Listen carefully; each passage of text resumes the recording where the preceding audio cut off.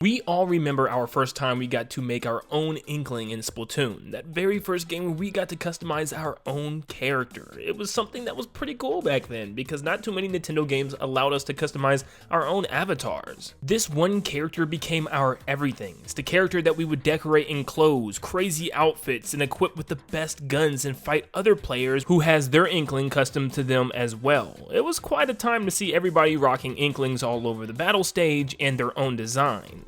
But not only that, we got to see our Inkling take place in something bigger, such as the story mode missions as an agent. And we spent our time fighting the ranks of the Octolings. We couldn't stand them, they were invading everywhere in Inkopolis, and we had to do whatever we could to take them down. Splatoon 2 increased that customization a little bit. We now have tons of new eye colors, and obviously we can now get hairstyles for our Inkling to make them look exactly the way we want. But it wasn't until the Octo expansion when we saw something completely drastic. It allowed us to play as an Octoling. The enemies that we've been fighting this whole time, why would this be allowed? Well, it showed the struggles that the Octarians and the Octolings were going through underground, through the subway metro. And our Octoling, which is Agent 8 now, used the help of Captain Cuttlefish in order to save the day and exit this underground catastrophe. This turned out to be such a big deal, because it didn't just allow us to play with this Octoling, no, it allowed us to actually use them within the main game as well.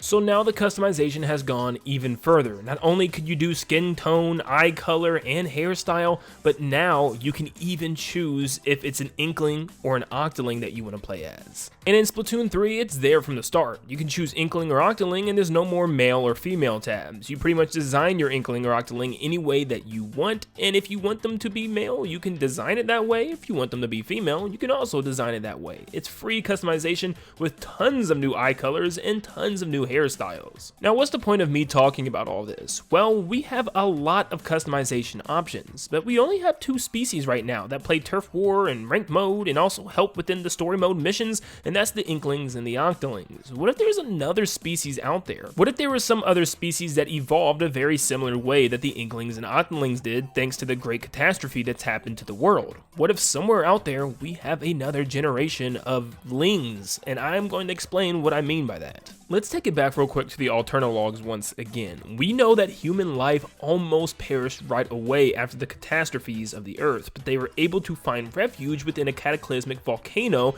that has been dormant for years. It also states that the cavern provided shelter, and a massive pool of accumulated seawater provided life. For a while humanity was being decimated, marine life flourished. All manner of squid, octopuses, and jellyfish had propagated in the deep. The surviving humans had found a source of sustenance. We know the scientists used these special crystals from the squids in order to design Alterna, and after Alterna came crashing down due to the failed rocket launch, the sea creatures were actually able to absorb some of these crystals in order to turn into land dwellers. You know, they spread out all over the world, and the reason we have Inklings today was because of one specific mutation of a squid, which allowed a generation of squid/kid-like creatures. And the same thing probably happened for the Octolings, it just doesn't talk about it, because we have Octarians, and we also have Octolings.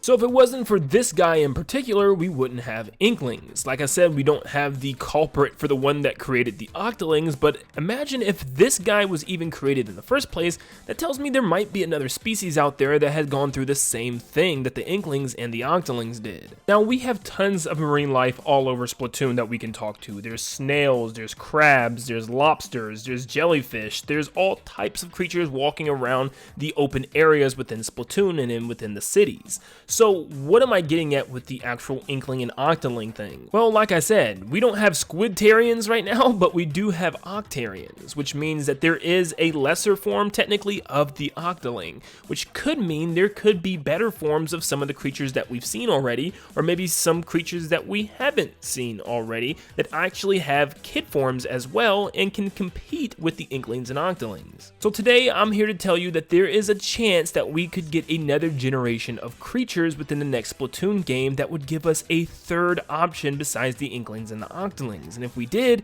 what creatures would they be? Well, I have a couple of options for you guys today, and some of them created by some really great artists online, and they will all be linked in the description down below if you want to check out more of their work that they've created, because they are all awesome. So let's get into it. Now, the first one I want to talk about are jellyfish. We have jellyfish all over the town. Everywhere we go, we can see a jelly somewhere. They're either running shops, walking around in the background of the actual maps, but what if there were actual jellylings? What if somehow we actually were able to get a mutation from one of the jellies that actually turned a little bit into a kid? That would be pretty cool, right? They'd be maybe a little bit smaller than the average Inkling and Octoling, but they would pretty much do the same thing. They could turn into a little jellyfish in the ink. It would be really sweet as well. And just to remind you, the Inklings have more of a casual nature, where the Octolings are more let's have fun type of nature. The jellylings would be kind of more of a timid one, probably. I could see them being kind of quiet to themselves and a little bit shy, if anything. This is one I'm sure you've heard a lot about, and after seeing Master Mega appear in Splatoon 3, it makes me wonder even more. Could we get sharks to appear more often within Splatoon? And if we do, is there a possibility that we could get Sharklings? I think this one would be one of the coolest ones in my opinion, because sharks are just so loved by so many people. I think it's one character and one archetype that we just need to see in Splatoon, whether it's an actual character that we can play as, or just more background characters or enemies or whatever they appear as in the future. I would love to see Sharklings. I think they would be really cool. It'd even be cooler if they had like a little fin coming out of the ink when they swim, even though it would be pretty much, you know, choose the Sharkling to lose, because why would you want that to poke out? Everybody would see you, but it would look cool, right? But I would love to see Sharklings appear. I think they could be for a really cool design. I think they would also have more of an aggressive nature, more serious, more angry, and more competitive. What about a Starling? That's right, one based off of a starfish. That would be pretty cool, right? You could have them be like extremely cocky. I don't know, they just somehow give you this kind of cocky vibe, at least with this artwork, like kind of like they're the best and like they're the coolest and stuff. Just kind of like very narcissistic, like just we are the best ones out there. That would be really funny to see them act like that, and just see the little starfish kind of swimming around, kind of like Starfy. That would just be a really cool take on a new creature. Now, I know this is kind of like a sea hare based on the design, but I would love like a slugling or maybe like a snailling. That would be really, really cool as well. They would be just extremely laid back, not caring whatsoever about what's going on. They're just there to have a good time, and they're extremely relaxed all the time. I kind of based this off of Flo's attitude, where she's just happy to be there. So that's how the snailling or slugling would actually act, and they could turn into a little snail or slug when they go into the ink, which would be really cool. Of course, they'd be faster than a normal snail or slug, because obviously this is Splatoon and they all swim fast in this game, but it would be a really cool design. Next up, we have Mantalings. I know we technically already have our Manta himself, Big Man, but what if we actually had kid-formed Mantalings? I think this would be pretty cool. Now, their attitude to me feels like it'd be more kind of goth-like, kind of just like, don't bother me, I don't want to be bothered, why am I here type of attitude. That would be kind of funny to see that character portrayed in them, and that's the coolest thing about all of these characters as well, is just seeing these different attitudes within these characters as well, how they would act, because they all have different ways of going about life. Where the Octolings like to have fun, I feel like the Shrimplings would just be making fun of everything. The class clowns, they like to make jokes and make a joke out of every situation. I can definitely see that being their attitude since they're the smallest. I just feel like they're the jokesters. I feel like the small characters in the movies and stuff are always the jokester characters. So yeah, here we go. Shrimplings. I think these would be cool. I think they could have some really cool hair designs with some big over-the-top ideas with that long tail in the back, just doing different things depending on what you want it to look like. And also, I think it would be really cool to see a little shrimp swimming through the ink as well. Then we have the Fishlings. Now, I don't know what kind of attitude they would have because it's fish. I don't know, I feel like they'd just be more kind of just regularly happy, or just kind of more alert, because I know fish always move around like real fast and stuff when you tap the glass and stuff like that. Don't tap the glass for your fish. But we don't really have any fish that much within Splatoon. I feel like a game based on sea creatures should have more fish things. So yeah, Fishlings. It would make sense they would obviously turn into a fish in the ink. I don't know how we don't have more fish in Splatoon. It'd be really cool too if the hairstyles were all based on different fish. You could have one that's like a clownfish style of hair, or more barracuda style. I don't know, just different types of fish with different types of hairstyles. I think that'd be a cool idea. Last but not least, we have Urchinlings, or Urchlings, however you want to say it. These would be also in the same category, I guess, as kind of gothic or more keep to themselves, don't bother me attitude.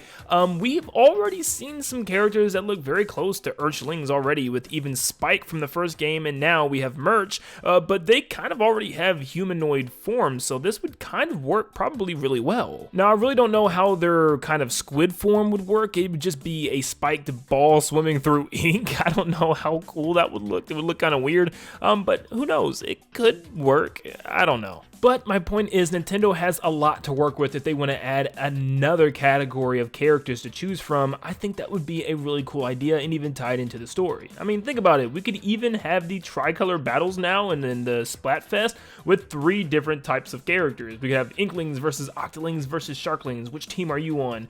That would be pretty cool. Like a cool little last second extra character added, maybe with the DLC this time around for Splatoon 3. It will give us another character. Who knows? That's another video for another time probably. And also, there's so many other character options I was thinking about, and that's also gonna have to save for another time because this video would go on forever. But thank you so much for tuning in. Let me know in the comments down below what other character archetypes that you would want, and make sure you leave a like and subscribe to stay up to date on all things Splatoon 3 and Nintendo in general. And like always, I'll see you all on the next one. See you guys.